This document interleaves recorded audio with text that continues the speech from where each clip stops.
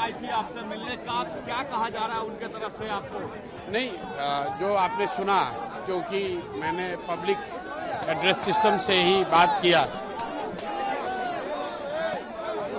क्योंकि पूरी जो बात हुई वो पब्लिक एड्रेस सिस्टम पर ही बात हुई, तो सबने सुना, जितने साथी यहाँ हैं उन्होंने भी सुना।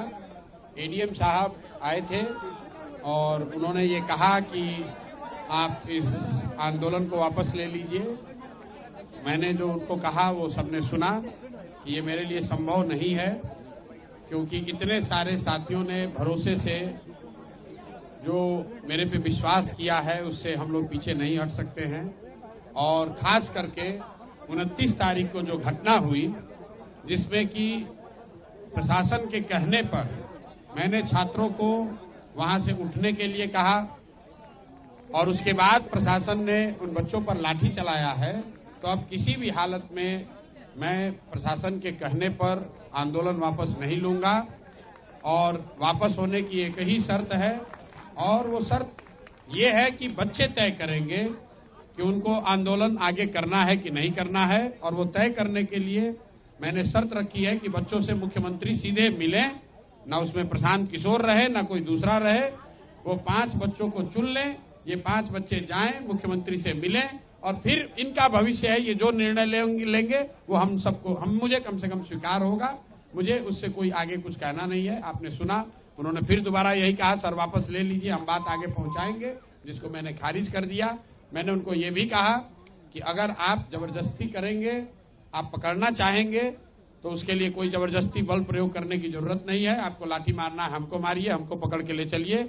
बच्चों पर कोई लाठीचार्ज नहीं होना चाहिए। जो लोग यहाँ पर हैं, आपको हमको पकड़ना है, हमको पकड़ के ले चलिए। लेकिन अगर पकड़िएगा तो फिर वापस आऊंगा और इससे भी बड़ा आंदोलन खड़ा करूंगा। 29 तारीख को हम लोग गोलंबर पर, जेपी गोलंबर पर हम लोग बैठे थे। बच्चों के साथ धोखा किया, पुलिस ने लाठी चलाई। उसका खामियाजा ये है कि गांधी मैदान का एक हिस्सा हम लोग कब्जा करके बैठे हुए हैं। और अगर प्रशासन ने फिर धोखा किया तो अगली बार पूरा गांधी मैदान कैप्चर करके बैठेंगे। एग्जाम नहीं होता है तो कल भी बैठे रहेंगे? नहीं, हमें एग्जाम से कोई मतलब ही नहीं है। एग्जाम जिन बच्चों का हो रहा है उनका होना चाहिए, सरकार का वो निर्णय हो, अपना होने दीजिए, उससे हमें कोई लेना देना नहीं है। जिन बच्चों का एग्जाम पहले हो चुका है उनकी शिकायत है, बात उनकी होनी है मुख्यमंत्री से। और मुख्यमंत्री का अहंकार इतना है कि वो कह रहे हैं कि हम मिलेंगे नहीं, तो हम लोग की भी जिद है कि उनको मिलना ही पड़ेगा, और नहीं मिलेंगे तो हम लोग भी यहाँ पर डटे हुए हैं, जो करना है कीजिए। इतनी बात कह के हम लोगों ने खत्म करी है।